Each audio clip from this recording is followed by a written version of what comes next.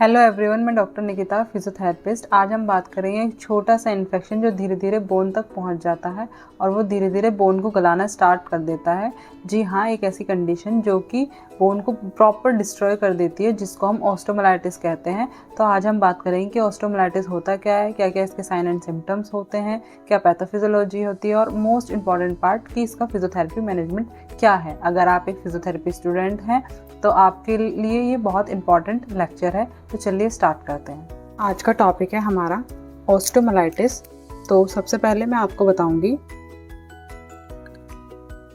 Osteomyelitis.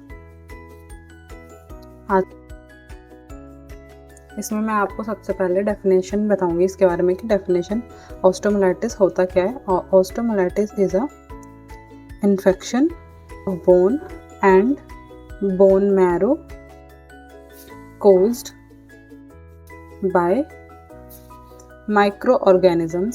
मतलब कि सब सिंपल लैंग्वेज में समझाती हूँ कि जब बैक्टीरिया या इन्फेक्शन बोन के अंदर घुस जाता है और इन्फेक्शन प्लस डैमेज कर देता है तो उसको हम ऑस्टियोमाइलाइटिस कहते हैं। उसके बाद हम बात करते हैं कि ऑस्टियोमाइलाइटिस के कुछ कॉजेज होते हैं। तो वो क्या क्या कॉजेज होते हैं, ठीक है।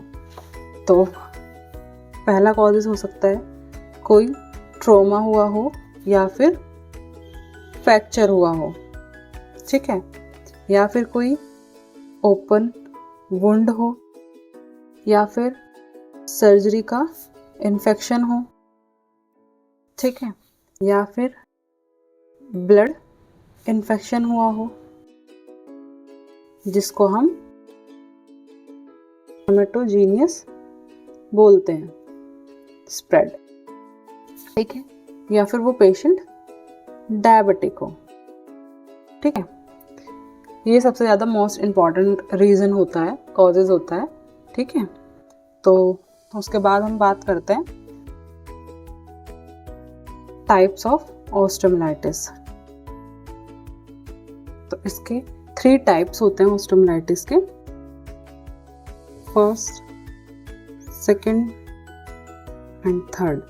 पहला एक्यूट ऑस्टियोमाइलाइटिस, दूसरा chronic osteomyelitis and third haematogenous osteomyelitis.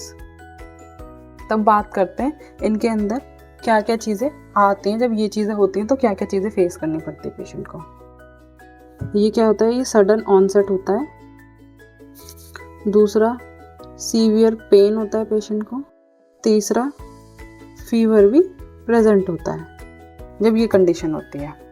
Third, second वाले में लॉन्ग टर्म इन्फेक्शन होता है पेशेंट को, बोन डिस्ट्रक्शन होता है और साइनस फॉर्मेशन भी होता है।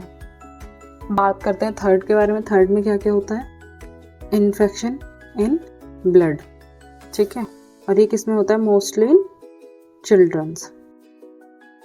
तो एक्यूट स्टेज जो होती है वो अर्ली स्टेज होती है और जो क्रॉनिक होती है वो लेट स्टेज होती है। इस चीज़ का हमें ध्यान रखना है, ठीक है। उसके बाद हम बात करेंगे कि रिस्क फैक्टर क्या होते हैं ऑस्टियोमाइलाइटिस के। तो सबसे पहला आ सकता है कि पेशेंट डायबिटिक मेलाइटिस हो, पुअर इम्यूनिटी हो पेशेंट की, ओपन फ्रैक्चर हो, सर्जरी हुई हो, ठीक है, या फिर ओल्ड एज पेशेंट हो। इन सब चीज़ों में पेशेंट रिस्क फैक्टर बढ़ जाते हैं, ठीक है। उसके बाद हम बात करेंगे साइन एंड सिम्टम्स की ऑफ ऑस्टियोमाइलाइटिस। तो सीवियर बोन पेन होता है, स्वेलिंग प्रेजेंट भी होती है, रेडनेस भी होती है, फीवर प्रेजेंट होता है एक्यूट स्टेज में जब पेशेंट होता है, और पस डिस्चार्ज होता है जब क्रॉनिक फेज में होता है पेशेंट, और मूवमेंट में रिस्ट्रिक्शन हो जाती है, रिस्ट्रिक्टेड हो जाती है मूवमेंट, ठीक है।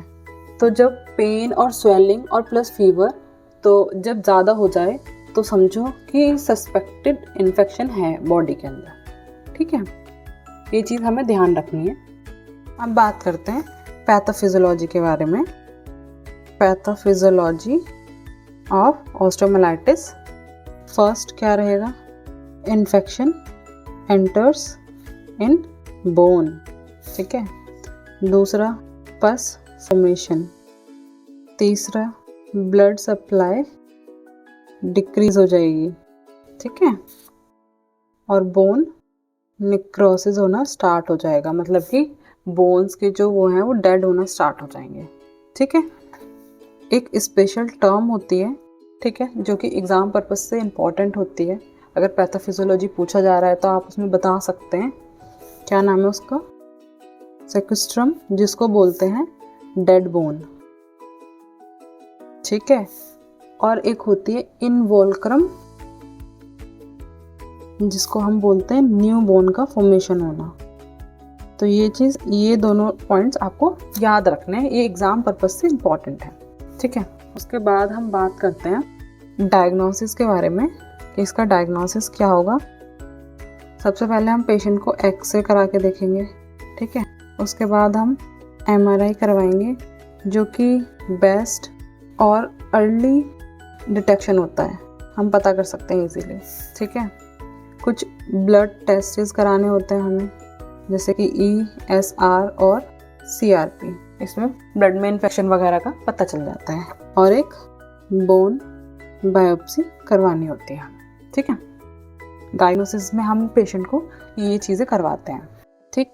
उसके बाद हम बात करेंगे कि मेडिकल मैनेजमेंट क्या रहेगा पेशेंट को लेके। एंटीबायोटिक्स चलती हैं पेशेंट की लॉन्ग टर्म। ठीक है।